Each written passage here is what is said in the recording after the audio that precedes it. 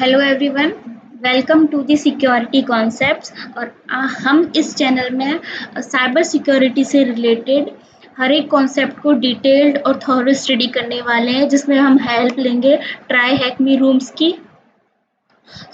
अभी हम शुरुआत करते हैं। हमारा पहला टॉपिक है डोमेन नेम सिस्टम।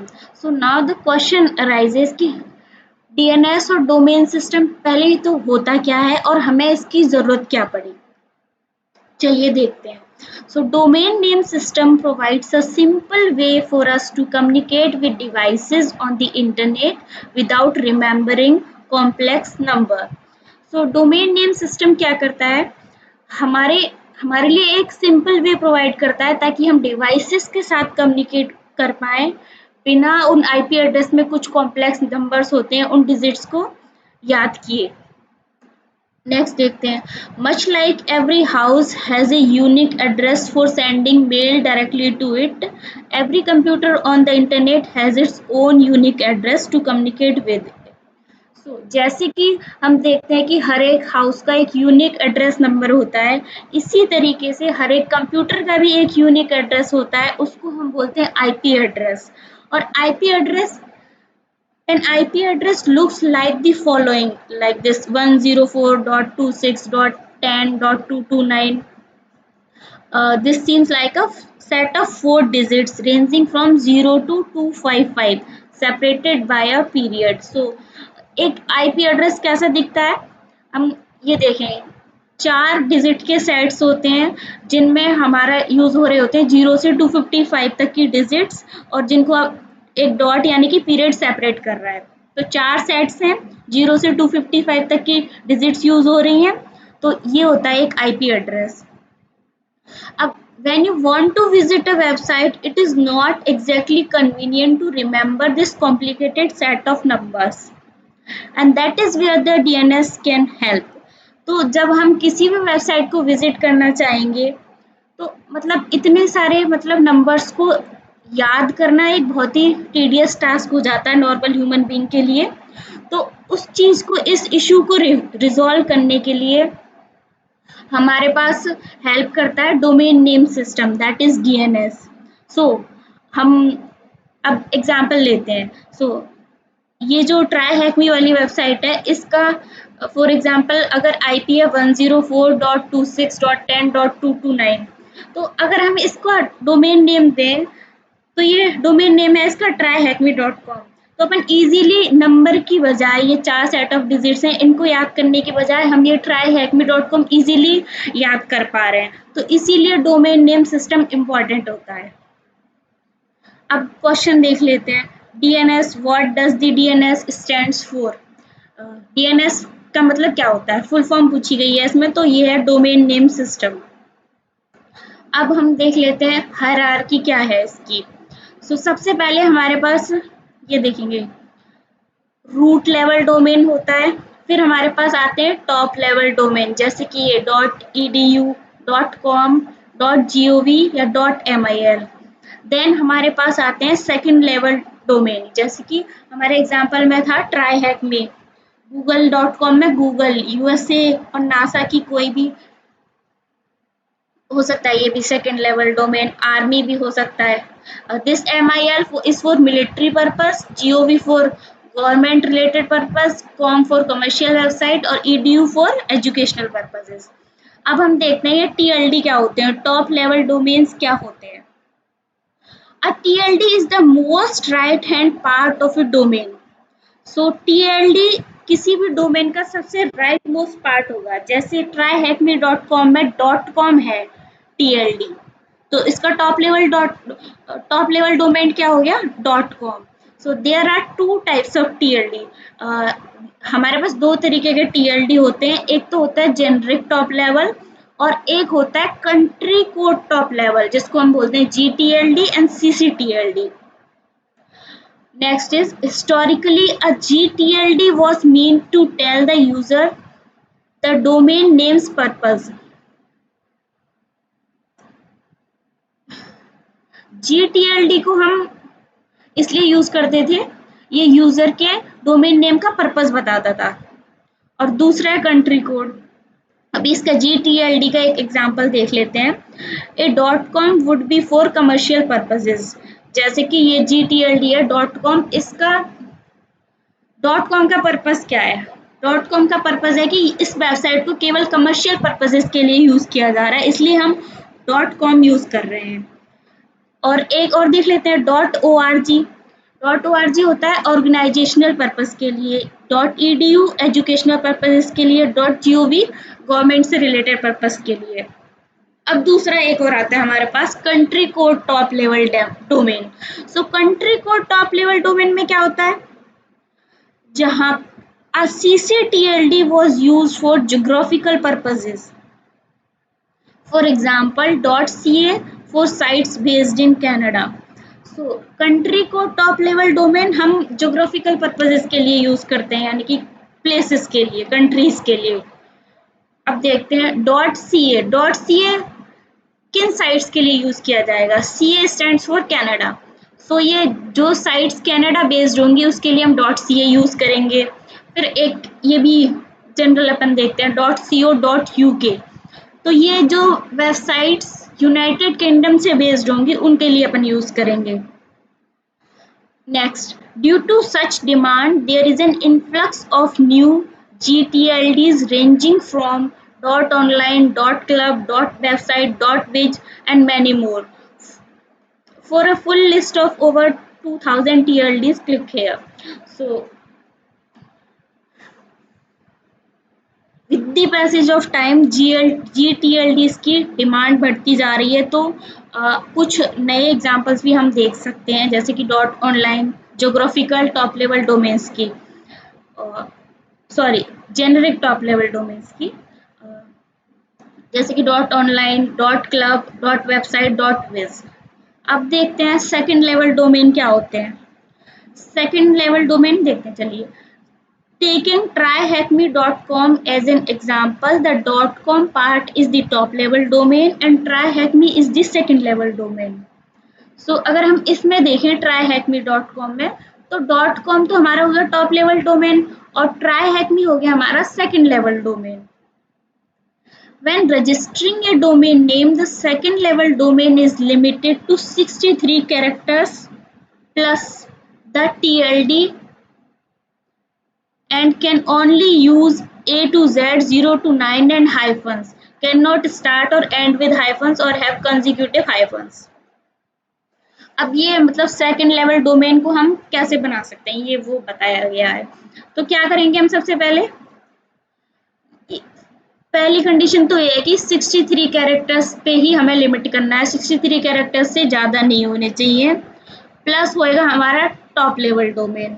और हम कौन कौन से कैरेक्टर्स यूज कर सकते हैं? स्मॉल ए से लेके जी तक। फिर नंबर्स यूज कर सकते हैं हम 0 से 9। हाइफन्स यूज कर सकते हैं बीच में, लेकिन कोई भी SLD यानी कि सेकंड लेवल डोमेन हाइफन से स्टार्ट नहीं हो सकता और एंड भी नहीं हो सकता, और इसमें कंसेक्यूटिव हाइफन्स भी नहीं हो सकते। सो अभी हमने देख लिया DNS क्या होता है, टॉप लेवल डोमेन क्या होता है, सेकंड लेवल डोमेन क्या होता है। अब हम देखेंगे सब डोमेन क्या होता है। A subdomain sits on the left hand side of the second level domain using a period to separate it. For example, in the name admin.tryhackme.com, the admin part is the subdomain, and a subdomain name has the same creation restrictions as a second level domain, being limited to 63 characters, can only use characters as A to Z, 0 to 9 and hyphens, cannot start or end with hyphens, and can't have consecutive hyphens as well. You can use multiple subdomains split with periods to create longer names, such as juniper.servers.try.tryhackme.com, but the length must be kept to 253 characters or less. There is no limit to the number of subdomains you can create for your domain name. So subdomain क्या होते हैं?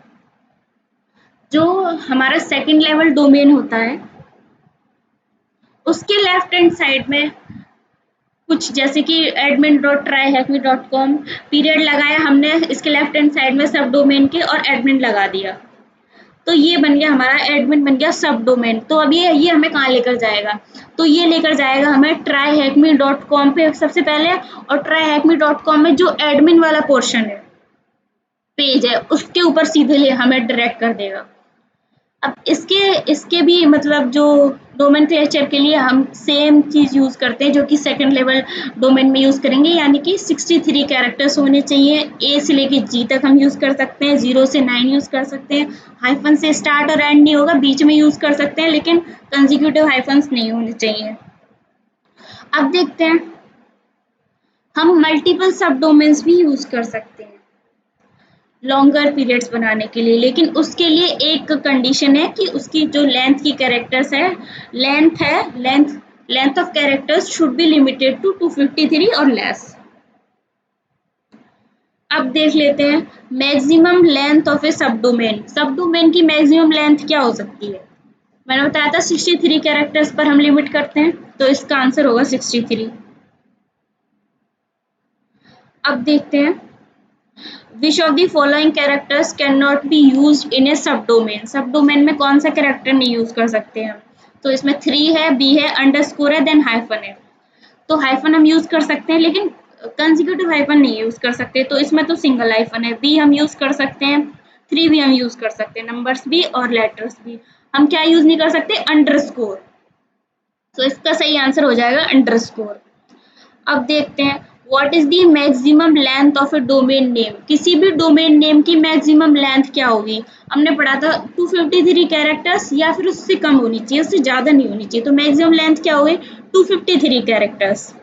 सो अब देखते हैं what type of TLD is .co.uk। ये किस तरीके का टीएलडी है, यूके के बारे में बता रहा है, ज्योग्राफी के बारे में बता रहा है, यानी कि कंट्री कोड के बारे में, तो ये सीसीटीएलडी हो गया। अब देखते हैं नेक्स्ट रिकॉर्ड टाइप्स के बारे में देखते हैं। रिकॉर्ड टाइप्स क्या होते हैं, डीएनएस में रिकॉर्ड टाइप्स होते हैं, उनके बारे में। DNS is for domain name system. So DNS is not just for websites, though multiple types of DNS record exist. We will go over some of the most common ones that you are likely to come across. DNS का scope केवल websites तक ही नहीं है, हम और भी multiple use हैं इसके, और मल्टीपल रिकॉर्ड एग्जिस्ट भी करते हैं। उनमें हम कुछ देख लेते हैं। सबसे पहला होता है ए रिकॉर्ड। ए रिकॉर्ड क्या होता है, ए रिकॉर्ड डीएनएस का वो होता है जो कि हम केवल IPv4 एड्रेसेस के लिए यूज करते हैं। For example this one 104.26.10.229, this is the IP. और एक होता है दूसरा डोमेन नेम सिस्टम का रिकॉर्ड होता है 4 टाइम्स ए रिकॉर्ड, ए रिकॉर्ड। ये हम यूज करते हैं IPv6 एड्रेसेस के लिए। ये IPv6 एड्रेस का एग्जांपल हो गया। फिर कुछ होते हैं जैसे कि सी नेम रिकॉर्ड भी होते हैं। ए हो गया, 4 टाइम्स ए हो गया, then we have the C name record. These records resolve to another domain. For example, TryHackMe's online shop has the subdomain name store.tryhackme.com, which returns a CNAME record shops.shopify.com. Another DNS request would then be made to work out the IP address. अब देखिए CNAME, जैसे कि हमारे पास है ये सब domain ट्राईहैकमी का store.tryhackme.com, हमें स्टोर पे जाना है, तो हम क्या करेंगे, इसके लिए एक सीनेम रिकॉर्ड बनाएंगे। तो ये तो एग्जांपल दिया हुआ है कि जो ट्राईहैकमी के स्टोर सब डोमेन का जो बनेगा हमारे पास सीनेम रिकॉर्ड, वो ये है, एग्जांपल है। अब देख सकते हैं, और जैसे ही हम इसको विजिट करेंगे shops.shopify.com को,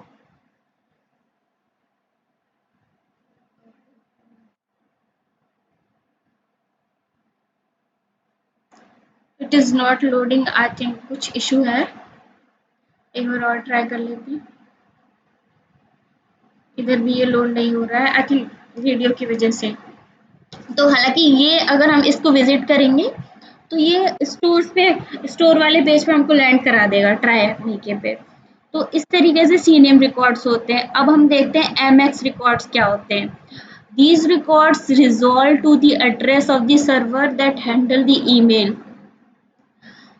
for the domain you are querying. For example, an MX record response for tryhackme.com would look something like this.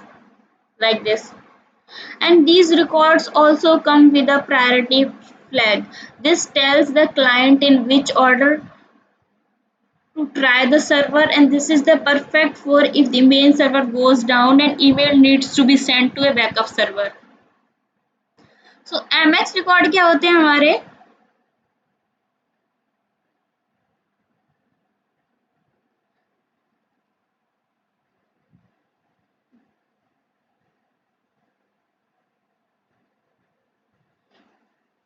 Emails के लिए, मतलब email these records resolve to the address of the servers that handle the email for the domain.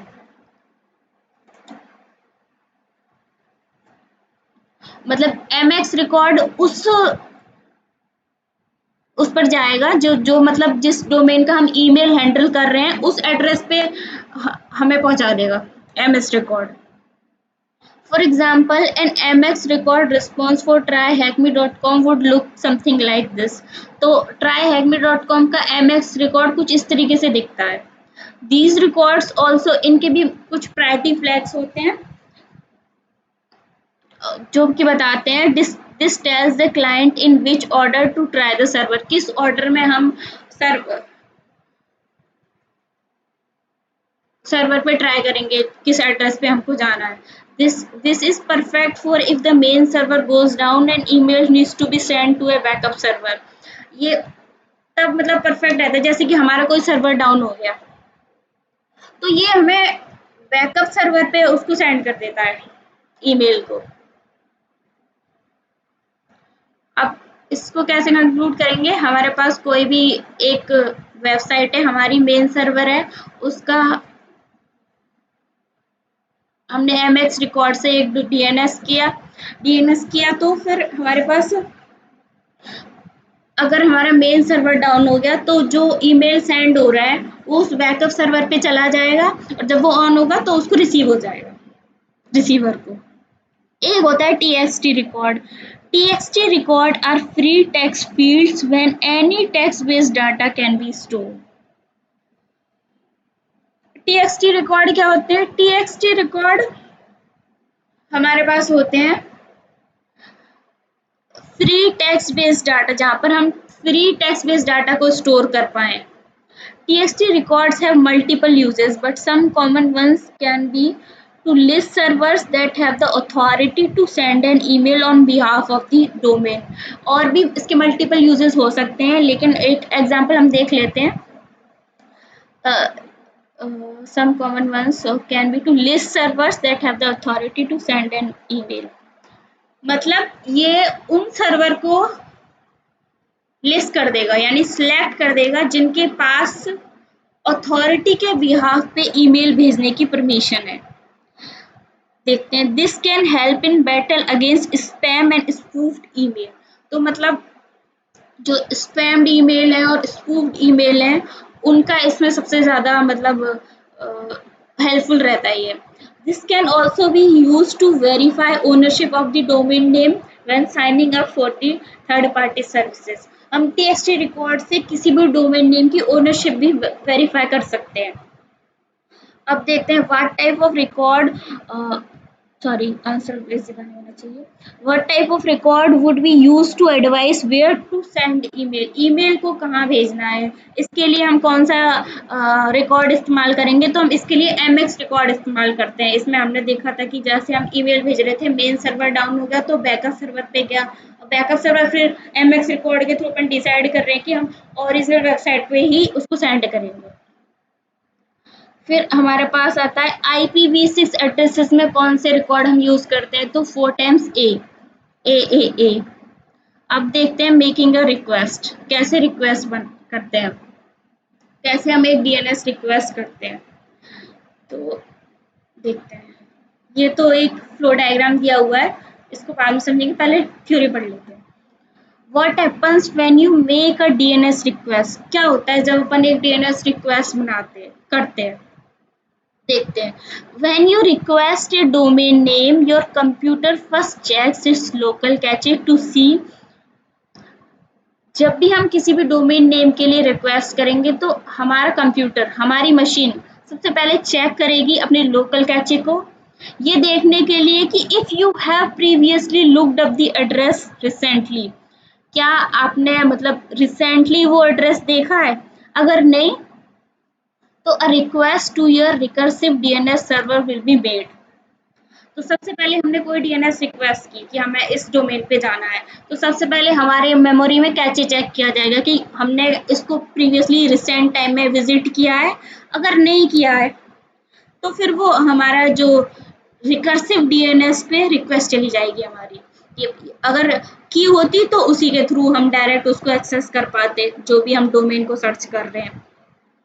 जैसे कि tryhackme.com को हमको search करना है, तो सबसे पहले मेरे सिस्टम में ये चेक होगा कि मैंने प्रीवियस कैचे मेमोरी में कि मैंने पहले कभी tryhackme.com को रिसेंटली में विजिट किया है।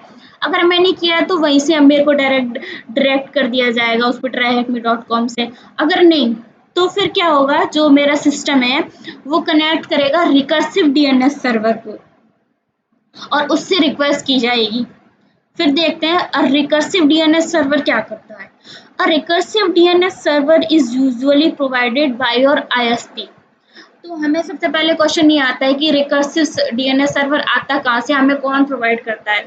तो हमें रिकर्सिव सर्वर को प्रोवाइड करता है हमारा इंटरनेट सर्विस प्रोवाइडर। लेकिन but you can also choose your own, हम अपना भी यूज कर सकते हैं, चूज कर सकते हैं।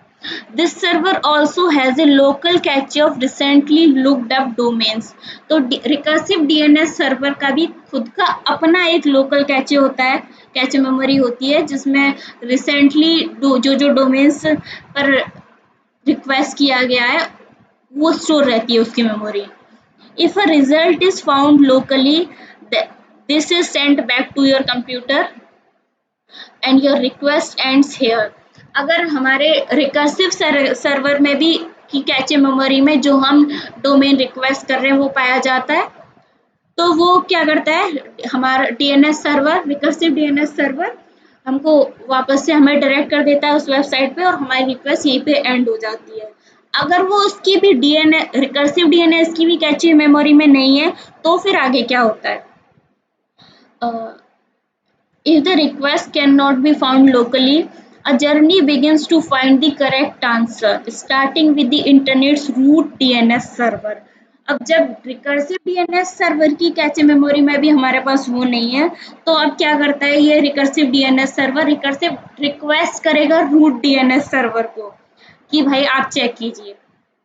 चलिए अब ये रूट सर्वर क्या करता है देखते हैं। Root server act as the DNS backbone of the internet. तो रूट सर्वर को ये एक तरीके से बैकबोन होता है डीएनएस की। So their job is to redirect you to the correct top level domain server depending on your request. और इसका क्या रोल रहता है, ये आपको रिडायरेक्ट करेगा जो एग्जैक्ट टॉप लेवल डोमेन आप देख रहे हैं, जो जिसका आपने रिक्वेस्ट किया है, तो ये एग्जैक्टली उसी पे आपको रिडायरेक्ट कर देगा। जैसे कि your request www.tryhackme.com, the root server will recognize the top level .com of .com and refer you to the current TLD server that deals with .com addresses। तो ये क्या करेगा सबसे पहले हमारा रूट डीएनएस सर्वर ये टॉप टीएलडी जो कि यहाँ पे है .com .commercial उसको रिकॉग्नाइज कर लेगा और हमें रेफर कर देगा करेक्ट टीएलडी जिसमें जो भी हमारे .com के एड्रेसेस हैं। अब देखते हैं नेक्स्ट क्या होगा। The TLD server holds records for where to find the authoritative server to answer the DNS request।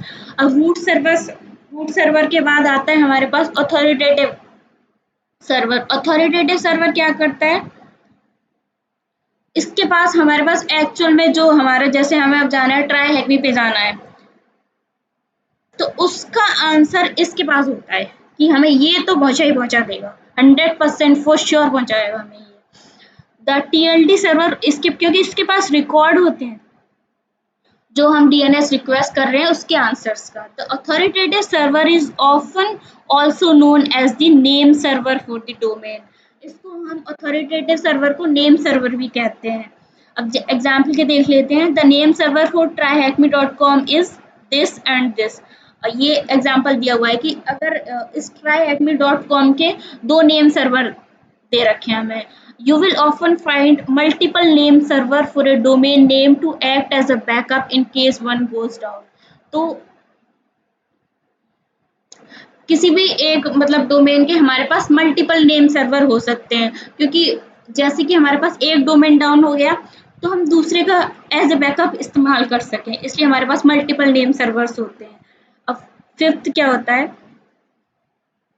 Fifth point है an authoritative DNS server is the server that is responsible for storing the DNS records for a particular domain name। So authoritative DNS server क्या होगा, वो server होगा जो कि responsible होगा DNS records को जिस पर्टिकुलर डोमेन के हम रिक्वेस्ट कर रहे हैं उनको स्टोर करने के लिए रिस्पॉन्सिबल होता है authoritative DNS server. Where any updates to your domain name records would be made. अगर कोई भी अपडेट भी है हमारे उस डोमेन नेम से तो वो भी इसके अंदर ही स्टोर रहती है। Depending on the record type the DNS record is then sent back to the recursive DNS server where. अब हमने फाइंड आउट कर लिया कि ये हमारा SLD है, TLD है, हर चीज़ हमने फाइंड आउट कर ली, अथॉरिटेटिव पे मिल गई हमको। फिर ये क्या करेगा, ये हमारा रिकर्सिव डीएनएस सर्वर को रिक्वेस्ट करेगा और उस रिकॉर्ड को उसको भेज देगा जहाँ पे where a local copy will be cached for future request. अब इस रिकर्सिव डीएनएस सर्वर में इसकी एक लोकल कैचे कॉपी रख दी जाएगी ताकि आगे कभी भी फ्यूचर रिक्वेस्ट की जाए तो वो उसको इजीली एक्सेस कर पाएगा जो भी यूजर है। Then relate back to the original client that made the request. पहले उसके पास रिकर्सिव के पास कैचे मेमोरी क्रिएट होगी, देन क्लाइंट के पास जाएगा। DNS records all come with a TTL value। So सारे DNS records की एक TTL value होती है, that is time to live value।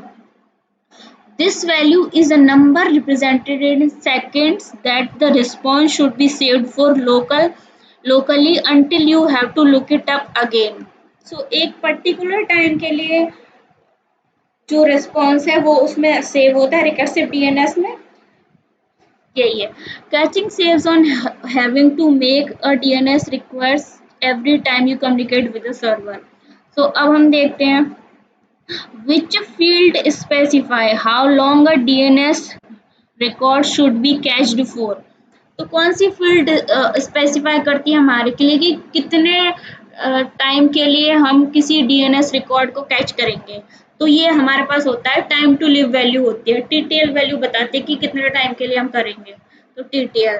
फिर आता है What type of DNS server is usually provided by your ISP। हमारा इंटरनेट सर्विस प्रोवाइडर कौन सा सर्वर देता है हमें, वो हमें देता है रिकर्सिव सर्वर।